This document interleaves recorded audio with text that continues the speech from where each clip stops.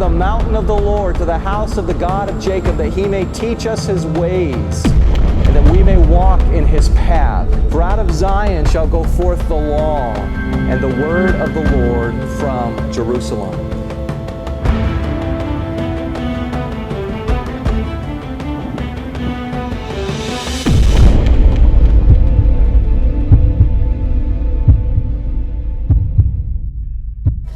So, as I said, we're beginning our study in James this morning, and I was preparing this morning to begin with the introduction, and I realized that I really had too much material, too much stuff to try to cram it in 1 week. I mean, I can't really go less than 10-point font, right? And I don't want to have more than 2 pages.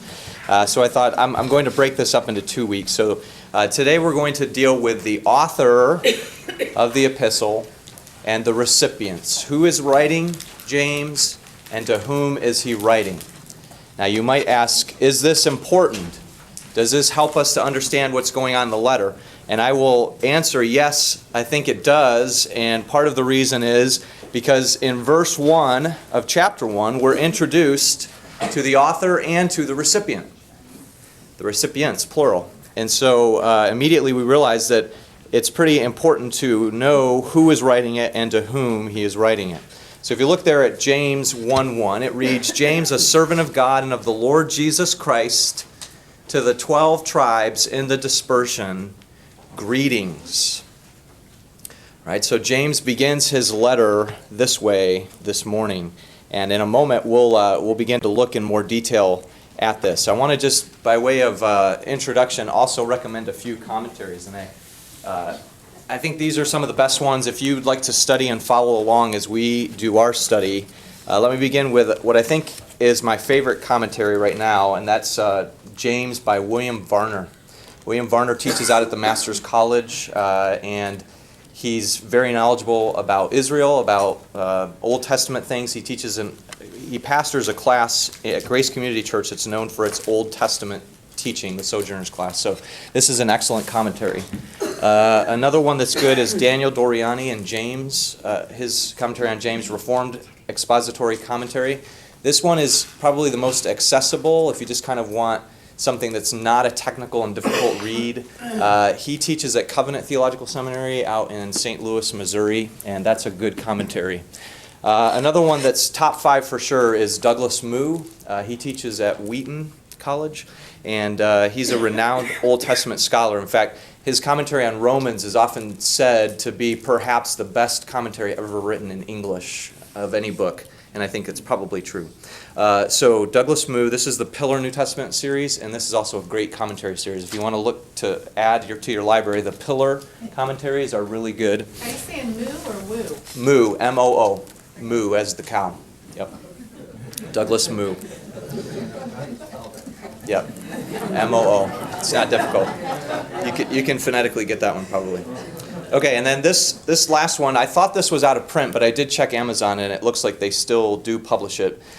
D. Edmund Hebert. This was written in the early 90s, and he was associated with Grace Theological Seminary in Winona Lake, Indiana, if you're familiar with that. A lot of my seminary training has been throughout the years professors who were trained at that seminary, and so he's highly thought of in certain circles, such as Grace, at Master Seminary, other places.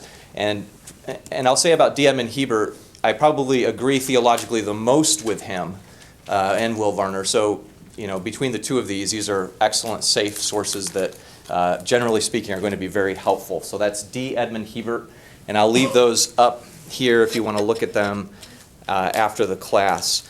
Let me also just say, I'm always reading tons of books, right? So I'm always reading stuff. And one that I just read and finished that I thought was quite good, and I wanted to commend it to you, is by Thomas Kidd. He teaches history at Baylor University. And this book came out last fall, George Whitefield, America's Spiritual Founding Father. And this is a biography of Whitefield. It's not too difficult to get through. It's a university press, so maybe it's not as popular of a level as some books, but it's a book that convicted me, I'll just say that, about my own seriousness when it comes to pursuing Christ. If you look at Whitefield's life, when Whitefield came to America in the early 1740s, he was 26 years old. And he essentially sparked what came to be known as the Great Awakening. Now, God was doing other things, of course, through Jonathan Edwards and his congregation, but George Whitefield was the catalyst that really dramatically fanned into flame this burgeoning spiritual renewal called the Great Awakening. And it's a fascinating account just to see how that fall, as Whitefield preached, the crowds would come to hear him out in the open. And his preaching was dramatic, and his preaching convicted a lot of people. And so it was used of the Lord in a great way. In fact, I want to relate one of the accounts that I read in this book. In Whitefield's last trip to the colonies, he had an orphanage down in that he called Bethesda down in Georgia. And so he was always connected with America in its early colonial days, and so he would make many trips across the Atlantic, even though he was British by birth, to come here.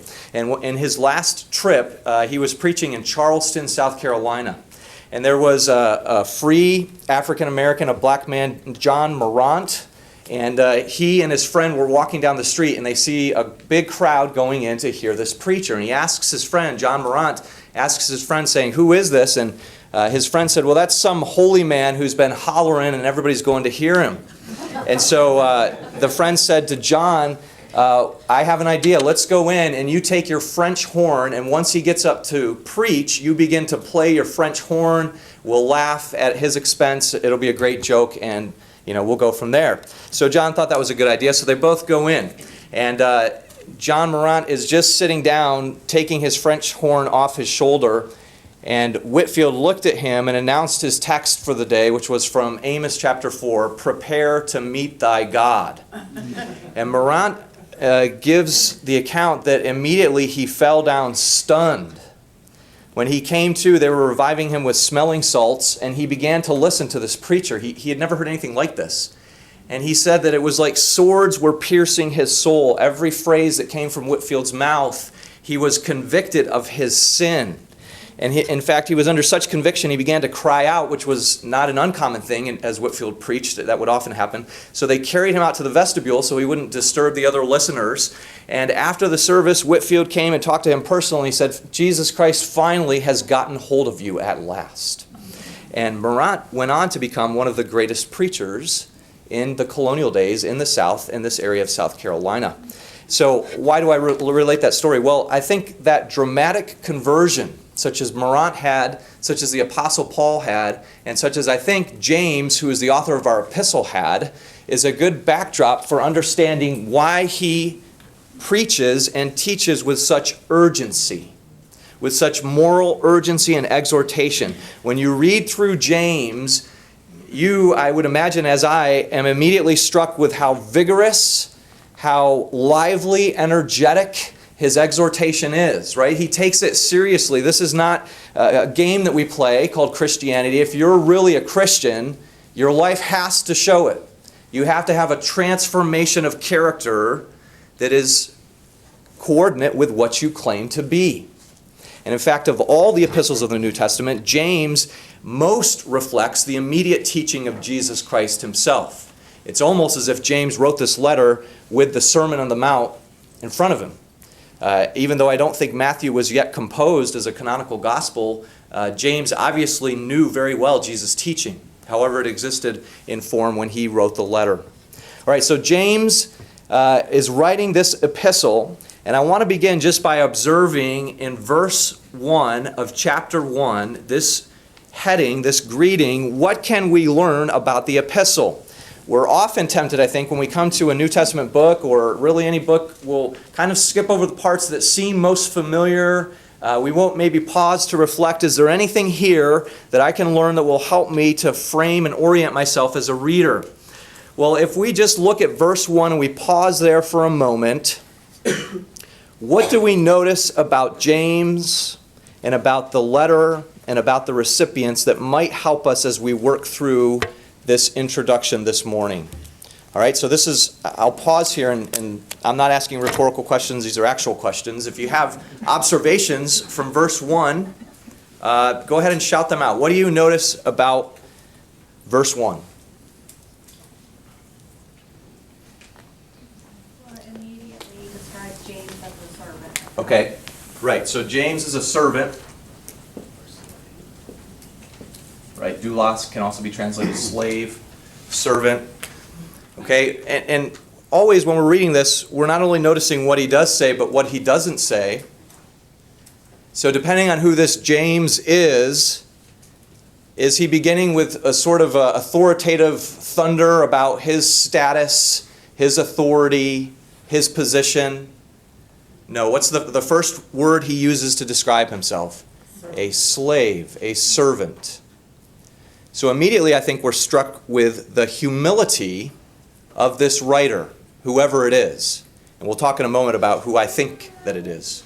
Ryan, you have a thought? Well, I was going to say, too, it's interesting in the Greek, servant is after, basically they place God and Jesus first, and then servant's like way at the end to kind of emphasize how much lowly he is compared to... Okay, right. So humility, we could say, and an emphasis on he's serving God, right? So we could say his sacred place in God's ministry. Meaning by that it's a holy calling. Okay, it's a holy calling.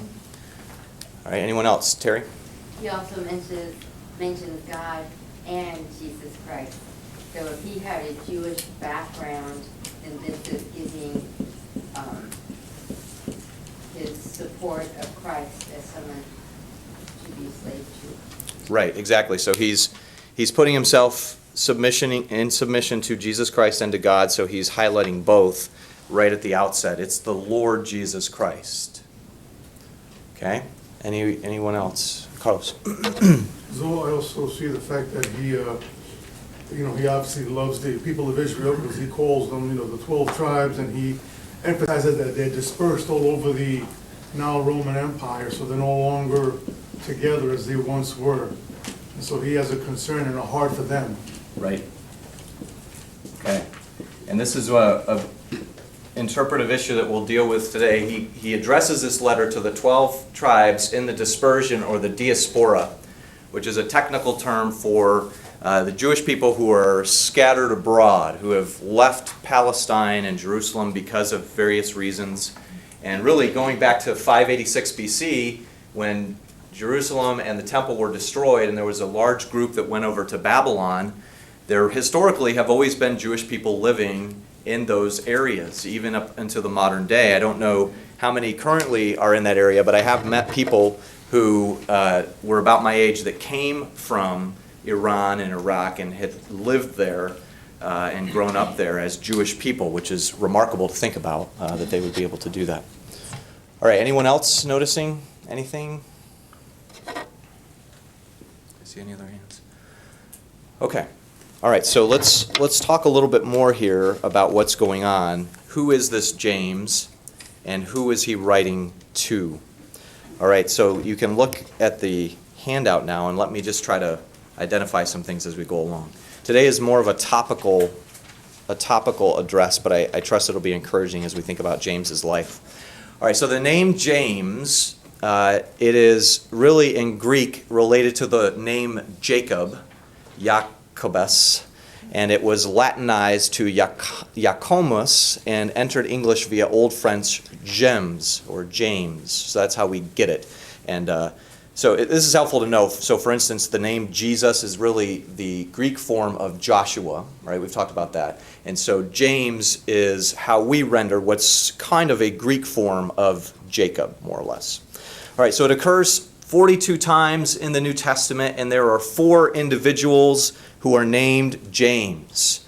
Now, you may be familiar with some of them, probably not so much with others. Probably numbers 3 and 4 are the most familiar to us, but these are the 4 individuals. One is James, the son of Alphaeus. He is one of the apostles who's mentioned in the list, but never really developed. We don't really know much about him. In fact, it might be helpful just to look at a verse in which 3 out of the 4 are contained. If we go back to Acts 1:13, Acts 1:13, 3 out of the 4 Jameses in the New Testament are mentioned in this one verse. And the other James is alluded to. All right, so in Acts 1:13, when they had entered, they went up to the upper room where they were staying. Peter and John and James and Andrew. The first James mentioned there is James, the son of Zebedee. We would know him as John's brother, right? So that's the first James. Philip and Thomas, Bartholomew and Matthew, James, the son of Alphaeus. Okay, this is another apostle. He's lesser known than some of the others. John Calvin thought that this was the James that authored the Epistle of James. I disagree, and I'll say why. But that is at least a view that's out there. And he goes on, and Simon the Zealot, and Judas, the son of James. Okay, this third James that was the father of Judas, all we know about him is that he was the father of Judas, this disciple who was not Judas Iscariot. And this is where it gets confusing, right? Jesus has a brother named Judas, according to Mark 6:3. We know him as Jude. There's Judas Iscariot, who's the betrayer. And then there's this Judas, who also seems to be known as Thaddeus in certain lists of the apostles. If you've ever done an intensive study and compared the list of the apostles, you'll notice that there are some names that appear in one and not the other, so you kind of have to figure out who's who. So he seems also to be known as Thaddeus. Well, remember, of course, that in the first century, they didn't have technical surnames like we do today. So often it was common for people to have several names, and these names are very common in the first century. In fact, there are several scholars that use this as a proof that the canonical Gospels were really written by eyewitnesses, because these names that they use are abundantly common in the first century. If someone was writing centuries later, they probably wouldn't have used the names that were so common because they wouldn't have been common then. So this seems to give credit to the fact that these were really written by eyewitnesses. So Judas was a common name, and this other Judas had a father named James. All right, well, what about the fourth James? He's mentioned by reference in verse 14. All these with one accord were devoting themselves to prayer together with the women and Mary, the mother of Jesus, and his brothers. All right, how many brothers did Jesus have? He had 4, according to Mark 6:3. Okay, so James, Joseph, Judas, and Simon. And so those brothers, we have to assume at this point, are believing in Jesus as the Messiah, because they're gathered with the disciples and they're praying in the upper room. We don't, however, know when they came to faith, right? Because if we look at the Gospels, does it appear that Jesus' brothers believed in him? Okay, let's look at a couple of references that kind of point this out. If we go back to Mark 3, this is an interesting account. I preached on this in the seminary chapel a few weeks ago. And look at Mark 3, verse 20. It says, this is talking about Jesus. Then he went home, and the crowd gathered again so that they could not even eat. And when his family heard it, they went out to seize him or lay hold of him, for they were saying, what a nice preacher he is. No, they were saying, he's gone mad. He's out of his mind. That word there means he's literally lost it. So his family at this point is not kneeling and worshiping Jesus. They're saying, we need to do an intervention here. We need to take you back home because you've lost it. All right, so they didn't believe. And in fact, if we turn to John 7,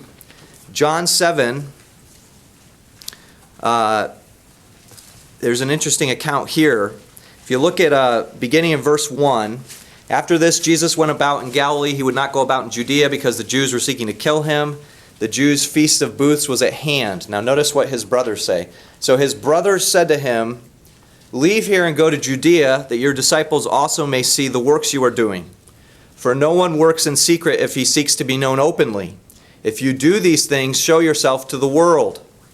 Okay, so is this a nice thing that they're saying? No, it's kind of like Joseph's brothers when they're angry. It's as if they're saying, if you're something special, go prove it. Go show the world how powerful you are. And John makes this editorial comment, for not even his brothers believed in him. So if we trace the story of James, there are a lot of gaps that we have to fill in. But one of the important pieces to center our puzzle here is to realize that in Jesus' ministry, as Jesus is an itinerant teacher going around Galilee and Jerusalem, his brothers, particularly James, do not believe in him. They don't recognize him as Messiah. Something happens between this and Acts 1 that dramatically changes everything. I'm going to suggest as we go through this that it's because Jesus himself appeared to James in resurrected form, according to 1 Corinthians 15:7, that probably was the pivotal moment in James's life where he recognized Jesus as Messiah and perhaps even was confirmed for leadership in the church, because that's an early church tradition suggests that. Okay, so anyway, getting back to Acts 1, let's try to fill in some of the gaps here. If these are the four Jameses, which ones are possible candidates for authorship of the epistle? We have James, the son of Alphaeus, and James, the father of Judas. We probably would immediately say they're not likely candidates. Why? Because we know nothing about them other than when they appear in lists of the apostles.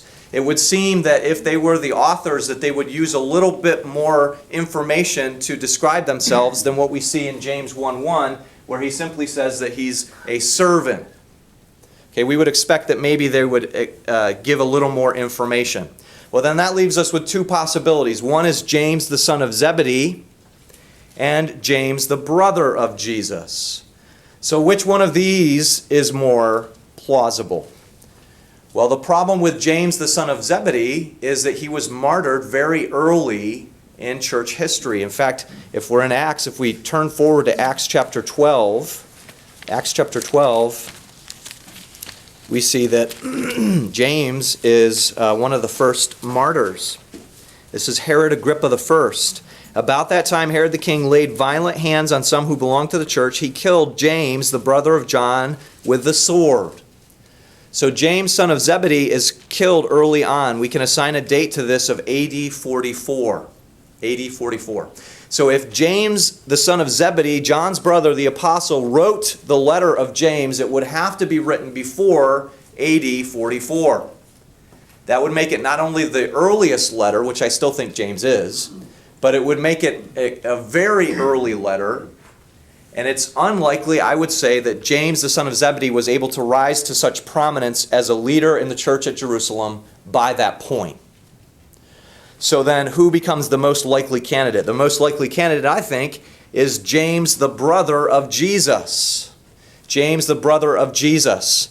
Now, how do I know this? Well, again, there are a lot of gaps in James's life, but one of the insights or angles that we get on him is in the book of Acts in chapter 15. So let's keep moving forward and look at at Acts 15. At Acts 15, you may remember this chapter. It's the chapter of the Jerusalem Council, and you kind of remember what's going on, perhaps, that there's a question in the church: how do we incorporate Gentiles into the church? Do they have to obey Torah, or are they free from the law? And Paul was out there evangelizing Gentiles, and there was a question about how do we incorporate them in. So what happens? So they go up to Jerusalem to hold a council and to decide what's going to happen.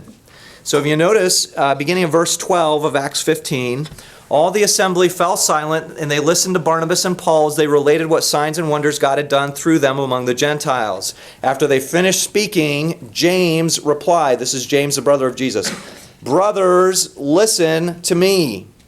Simeon has related how God first visited the Gentiles to take from them a people for his name." Let me just pause there. What's interesting is there are about 7 or 8 points of connection between how James speaks in Acts 15 and the language of the epistle of James. So most commentators will put these side by side and realize stylistically there are a lot of similarities. This may in fact strengthen the idea that James, the brother of Jesus, is the one writing the epistle of James, because he talks the same way as James in Acts 15 talks. Number one, he says brothers, which James several times in the epistle of James says brothers. He begins 1:2 by saying my brothers, and he does that again other places. Number two, he uses the word listen quite frequently. And here in Acts 15 he says, brothers, listen to me. In verse 14 he talks about how God visited the Gentiles. He uses that word, which is an uncommon word, to say in James 1 that we, if we have true piety, should do what? Visit the widows and the orphans, meaning to care for them. And then he says that God visited them to take for them a people for his name. And he often in James, at least a few times, also talks about the name and those who are called by the name. All right, so we could read through this. Look at verse 19. He says, therefore my judgment is that we should not trouble those of the Gentiles who turn to God. Now, turn is a particular word that James uses here for conversion. He also uses it in the epistle of James to describe conversion. So I have here listed several commonalities, and you can look through that and see. But it would suggest that stylistically, the way James here speaks is also the way James, the writer of the epistle of James, speaks, which tends to give credence, I think, to the idea that James, the brother of Jesus, has written this epistle. All right, and I have a couple other lines of argument here. It's obvious that James, who is writing the epistle, is concerned about the types of things that a church leader in Jerusalem prior to the destruction of the temple in AD 70 would have been concerned about. Number one, that Jewish landlords are taking advantage of people. Okay, that's a common concern in the epistle of James. That would have been more likely before the great dispersion which happened because of the war, the Jewish revolt that Josephus talks about, and then the destruction of Jerusalem and the temple, 67 to 70 AD. In that window, there were a lot of Jews that left because of the war and the revolt. If you're familiar with Masada and what happened there, that was connected to this conflict. And so there was a lot of turmoil at that point. So it seems that James, who writes the epistle, is settled enough to be concerned about these issues, but all of that stuff hasn't taken place yet. So all this suggests it's a writer from Jerusalem who's familiar with the geography, climate, and history of Israel, who's concerned about issues that would have been front and center in Jerusalem prior to the destruction of the temple. And all this fits with James, because James is martyred in AD 62. So he is stoned, as I'll talk about in a moment, by the Sanhedrin for allegedly violating the law, the Torah. And so it would seem that James, the brother of Jesus, is the most likely candidate for writing this. One other thing, also the letter reflects early Christian theology, right? It's very proactive. It's what we need to do. And in fact, what's interesting is James doesn't really describe the believers in his epistle by the name Christians, like later they would be called. And I'll get to this in a moment, but Richard Bauckham makes a very fascinating comment along these lines that in James's day, there really was one category. It was Messianic Jews who were coming to faith. And later on, the concentric circles reached the Gentiles and the Samaritans and other things. But it seems that early on, the nucleus was Messianic Jews. And so this seems to be James's target here in his epistle. Okay, so if it is James, the brother of Jesus, what is his relationship to Jesus? Okay, now, if you've been raised in a Roman Catholic background, you may have heard a certain view of how James and his brothers are related to Jesus. So this may seem, maybe we don't even need to address this, but I just like to address it because we all come from different backgrounds, so it's important to kind of think through this. And I've known several people. I was teaching in a school last year with some Roman Catholics in the class, and they challenged me on this because they took the view number one. So let's talk about this. How did James relate to Jesus? There are three views. The first view is called the Hieronymian view. This is the view of the Roman Catholic Church. This is the view that Jerome took. And he said that James and his brothers were actually Jesus' cousins. Okay, they weren't actually brothers. Now, why would they say that? Virgin Mary. Virgin Mary. Virgin. Mary was always a virgin. Right. She was immaculate conception. Right. Right. So as you see the development of Roman Catholic doctrine, they go from perpetual virginity to immaculate conception of herself. That was later on. Right. So it's interesting to see how that progresses. What's really interesting is Tertullian, who's an early church father in the 2nd and 3rd centuries, he never even addresses this view. he just assumes that James and the brothers are actually what we call uterine brothers, meaning actual brothers with the same father and mother of Jesus. Well, you understand what I mean, through the virgin birth, but Joseph and Mary being the parents of, coming from the same mother, Mary. So the Hieronymian view, however, says no, they were cousins, and I give you several reasons why they take this view, or at least one. It's motivated, I think, by a desire to maintain Mary's perpetual virginity. All right, but the first problem is it misinterprets the Greek word for brother. There is a Greek word that means cousin, and it's used other places in the New Testament, and if the writers wanted to communicate that, they could have used that word, but instead they used the word brother. Now, we understand brother is a bit more generic, and you can use that to describe people who aren't your fraternal sibling. But at the same time, if they wanted to specify, there were other ways that they could have done that. So we have to assume that brother means brother, unless the context tells us otherwise. And in this case, it would seem that they're actual brothers. Plus, there's two verses that I think give the death knell to this view. And let's just quickly look at them. Matthew 1:25. Matthew 1:25. This relates the end of the birth narrative right before the wise men come. Verse 24, I'll start there. When Joseph woke from sleep, he did as the angel of the Lord commanded him. He took his wife, but he knew her not until she had given birth to a son. Okay, what does this tell us? He knew her after she had given birth to a son. That's the implication. So that means that Joseph and Mary did consummate that relationship after the birth of the son. Okay, so this is the first place I go when I'm talking to a Roman Catholic and ask them how to explain that. So it was after the birth of the son. And one other verse is Luke 2:7. Luke 2:7, if you just turn there quickly.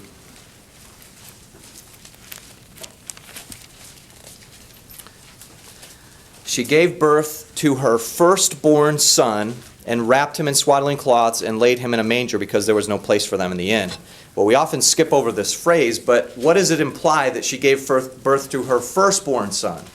That she had others. Right, so it implies that there were other sons. The writer Luke could have said her only begotten son, her monogenes son, and that would have meant that she only had one son. Okay, so it's the firstborn son. Therefore, by implication, there were others. Okay, so those are two verses I think that prove out this idea of there being brothers of Jesus. Somebody have a question or no? Okay. All right, so that's one view, and I don't think that holds up to close scrutiny. The second view, and you may or may not have heard this one, is the Epiphanian view.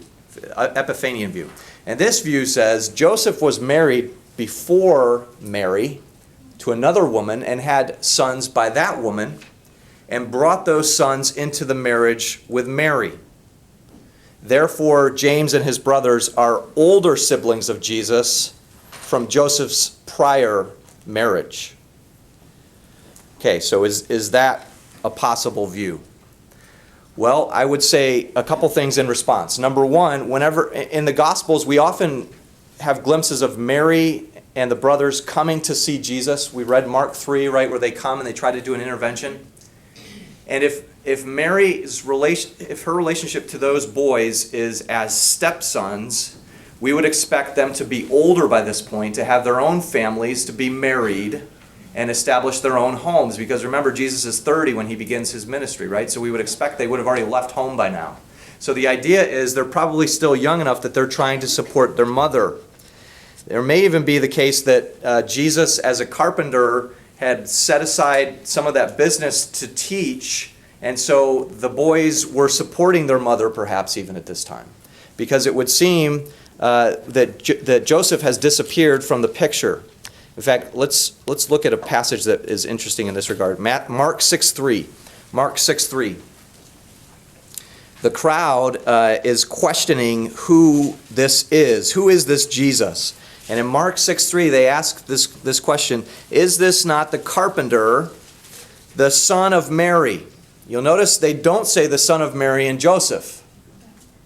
They say the son of Mary and brother of James and Joses and Judas and Simon. Are not his sisters here with us? Well, we kind of have to read between the lines, but it's possible here that Joseph has already died, and that there's a large family. Jesus has 4 brothers and sisters. We don't know how many of those. But at any rate, they say, "Is this not the carpenter?" And the thought is, perhaps Jesus, as the firstborn son, assumed the business from Joseph. Okay, that's somewhat speculation, but it would seem to perhaps make sense. All right, so that's one problem, is the family seems together, which suggests they're younger. Number 2, as I note here, if the brothers were older, someone made the comment that they would have been ahead of Jesus with regard to inheritance rights.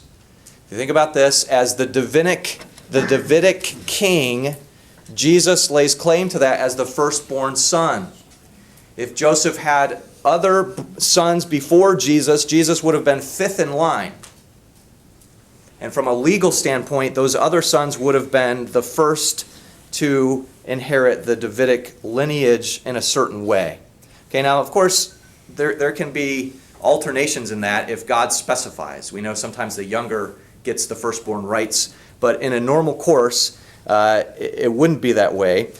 So that's something to think about. I don't know if that's as strong an argument, but it is something to think about. All right, and then lastly, the Helvidian view, and this was held by Helvidius in the 4th century, and Tertullian didn't call it this, but he seemed to hold to this view, and that's this, that James and the other brothers were actual sons born to Joseph and Mary following the birth of Jesus. So they were Joseph's and Mary's children, James and the 3 other brothers. And so if Jesus is called a carpenter in Mark 6:3, perhaps that's because he's taken over the Father's business. Okay? So those are some ideas and thoughts to think through. So I would say James is younger than Jesus because he's born after Jesus, but he's probably the oldest of the other brothers because he's listed first whenever they're listed. Okay? Everybody still with me? Yeah. Well, and Jesus also at his death took care of Mary by having John. Right. So, I mean, if you weren't the firstborn, you wouldn't have needed to do that. Right. I don't think so. I think that's a good argument. Some say, well, that proves the Epiphanian view because the brothers are gone, and so she needs someone to watch for her. And then they also say the brothers, if they were younger, wouldn't have come and confronted Jesus as if they had some authority over him. That suggests they're older. But I don't see those arguments as being as strong as what I think is a clear picture that they seem to be Joseph and Mary's children. They also wouldn't have been related to him as closely, so they might Right. not have confronted him at all. Right, exactly. This is somewhat speculation, but we would say maybe that they would have been in their own families and with their own wives and children at that point. So, okay, so if all that's true, let me next talk about the significance of James as a church leader. And I think this is really important to understand. And I just want to push us and challenge us a little bit. I note there in the first sentence, in modern views of the early church leaders, Peter and Paul almost universally tend to overshadow James. Right? When we think about the powerful and significant church leaders, we think of Peter, and he is front and center in the book of Acts. He's very important. The Roman Catholics thought he was so important, right? They made him the first pope. And somebody made the comment, it should have been James, actually, that was the first pope, and I think that's true. And I'll see why in a moment. But we tend to think Peter, Paul, James, right? I want to suggest that in the early church, it was the opposite. It was Peter, Paul, James. Now, how do we get this idea? Let me give you some reasons why. William Varner says this, and I agree with him. He says, if a stranger arrived in Jerusalem or in Antioch between the years AD 40 to 62 and asked, who is the person in charge of this movement, any knowledgeable Christian, including Peter or John or Paul, would have answered without hesitation, James. James. So think about this. Why would James be such an important person? I want to suggest he was the recognized leader of the Christian movement at this point. Okay, there are several lines of evidence. Number one, James is recognized as an apostle. Let's look at a couple of these verses. 1 Corinthians 15:7. 1 Corinthians 15:7. Talking about the resurrection appearances of Jesus. Then he appeared to James, then to all the apostles. The implication of the language here is that James is included in that group. James first, then all the apostles. Although some might Vicar, does it really mean that James is an apostle? It does seem to hint that that's the case. Okay, so he appeared to James, then all the apostles. Now, move forward to Galatians chapter 1, Galatians 1:19. And the book of Galatians is really important, as we'll see in a moment, for establishing James's significance and credibility. So Galatians 1:19, I'll begin in verse 18. Paul is describing his early conversion experience. After 3 years, I went up to Jerusalem to visit Cephas. Who's Cephas? Peter. And remained with him 15 days. But I saw none of the other apostles except James, the Lord's brother. Okay, here's a little clearer, I think, that Paul is saying James was an apostle. I didn't see any of the apostle except the apostle, by implication, James, the brother of Jesus. Okay, so it would seem that he's called an apostle. What do you have to do to become an apostle? Remember the criteria? Okay, you've seen the risen Lord, and you've been with Jesus in some sense. Now, we don't know how much James heard Jesus teach, because when they do appear in the gospel, it's from the standpoint of not believing Jesus is Messiah. But if you read the epistle of James, it's as if he soaked himself in Jesus' teaching. He reflects most clearly of any New Testament writer an awareness of Jesus' teaching. And I'll try to show you next week a chart that shows how I think there are about 15 concepts that James directly draws from the Sermon on the Mount in his epistle. Okay, so obviously he knew the teaching of Jesus. He saw the risen Lord. So he was recognized as an apostle. Look at chapter 2 and verse 9 of Galatians. Chapter 2 and verse 9. And Paul says, when he came to visit them, verse 9, when James and Cephas and John, who seemed to be pillars, perceived the grace that was given to me, they gave the right hand of fellowship to Barnabas and me, that we should go to the Gentiles and they to the circumcised, only they asked us to remember the poor, the very thing I was eager to do. What's significant about this? James is called a pillar, and he's listed before Peter and John. James, Peter, and John. We would have said Peter, John, and James, or John, Peter, and James. But he says James, Peter, and John. He's recognized as a pillar of the church. Okay, my time's almost gone, so let me summarize some of this other stuff. Number 2, there were 3 significant and different occasions where Paul comes to James and defers to him by doing exactly what James tells him to do. We never in the New Testament see James doing what Peter or Paul tell him to do. It's always the opposite. So think about that. In Galatians 2, in this passage, they say, it's okay for you to go to the Gentiles, just remember the poor. And Paul's like, I was going to do that anyway. Yes, I agree, I will do that. In Acts 15, James gives the verdict of the council, and Paul and Barnabas immediately take the letter and they go.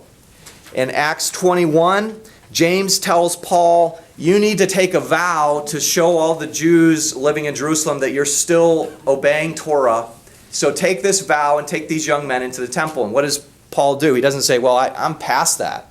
I can eat pork and do whatever I want. I'm way past that. No, he defers to James. This seems to suggest that James has authority and standing. Even Paul defers to him. Okay, number 3, in Acts 15, verse 19, when James says, the ESV says, it is my judgment, but literally the phrase is, therefore I decide. That's the Greek phrase, and that means I render the verdict. In other words, if you read this closely in the Jerusalem Council in Acts 15, James is the one that makes the decision. It's not a collaboration. It's James saying, this is what I decide. You can't do that unless you have some authority. So it seems to suggest James is the guy everyone's looking at to decide. All right, first century Jewish historian Josephus only mentions James as a leader of the early Christian movement. He has nothing about Peter, Paul, John. Early church tradition affords great prominence to James. I have a quote here from Hesychius in the 5th century, and he calls James basically the greatest of all of them. Okay, so why is this important? Let me suggest it's important for this reason. When we read the New Testament, we often wonder, how do we reconcile James to Paul, right? Because James seems a little fuzzy on justification by faith, right? I want to suggest we should think of it as the early church did. I would say the opposite way. How do we reconcile Paul to James? In other words, if you were an early Christian, you're thinking James is the leader of Christianity. How do we reconcile Paul to James? Now we understand that Paul wrote more New Testament epistles, and so he's usually our starting point, but I want to get us to think about this as if we were in the early church. James was a hugely important figure. So his epistle was probably the first New Testament book written, and it was written by the most significant leader, probably, of the Christian movement at this time. All that to say, we should not marginalize the book of James, right? Martin Luther called James an epistle of straw. He didn't like James, and in fact, he wrote in the margin of his Bible in James 3, where James says, "Don't be many teachers." He said, "Oh, Jimmy, if only you had followed your own advice." Think about that for a moment. So Luther didn't like it, but why didn't he like it? He didn't like it because his rubric was justification by faith. But if he really understood, James was written to Messianic Jews who were trying to decide, how do we be faithful to Messiah? Then James should be one of the first books we study as new believers. Because James is the first book written to believers in the diaspora who needed timely advice about how to live out the Christian faith. So James has tremendous significance. All right, I'm out of time. There's a lot more I could say. I encourage you to read the personal character issue. It's said that James prayed so much his knees resembled a camel because he would kneel in the temple and pray for Israel to come to faith. All right, and lastly, the recipients. Let me just say that the view I take, and again, I encourage you if you read through this, is that this book is written to Jewish Christians outside of Palestine, probably primarily those in the eastern provinces, Syria and eastward. When Paul wants to persecute Christians, where's the first place he goes? Remember? Damascus in Syria. Church history suggests there was a thriving church in Syria and eastward early on, but they were eclipsed because Paul and the missionary movement going west sustained itself, whereas the Eastern church, for various reasons, seems to have died out at certain points.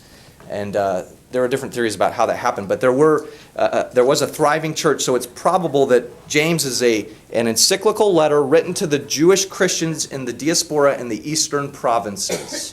Okay, so when it talks about the 12 tribes, it's Jewish people. All right, so that's the groundwork, and I'm sorry I kept you a little bit over, but next week I'll introduce the major themes and the structure of James. We'll see how James 1 introduces us to every theme and concept that he'll address throughout the epistle, so it's a good place to start. Okay, so James, the brother of Jesus, a holy and devout man, he was called James the Righteous, writes this to Jewish believers, Messianic Jews living in Syria and other places in order to tell them how to live like Jesus, the King. Okay, so this is what we'll learn as we go through. Any final questions? I've been talking a lot and fast, but no. Okay, let me close in prayer and we'll go from here. Father, we thank you for just this time this morning. Even though it was topical, it's fascinating, I think, to just understand James. I pray that you would help us to see that this isn't just historical, archaic data that we can forget and go on with our lives, but these were vibrant, true Christians who are even now worshiping you in your presence. And I pray that as we think about James and his example, that we too would be serious about what it means to serve Jesus. It's not a game. It's not just something we add on to our lives, but it has to be central. If we're serious about this, there's a cost involved. And I pray that we would understand that as we work through James, that we would see that as we follow our Savior, our lives need to reflect that in every way. So help us, Father, to be faithful. Help us to gain insight and wisdom. And I pray that we would be transformed ourselves as we encounter your divine truth through your servant, James, the brother of Jesus. And we thank you for, even this morning, the time we've had together. I pray that you'd bless each and every one as we go our ways. And I pray that we would be a faithful, diligent reflection of Jesus Christ in our work and in our homes throughout this week. And I pray that we would glorify and honor the name of our Savior, Jesus Christ. We pray this in his name.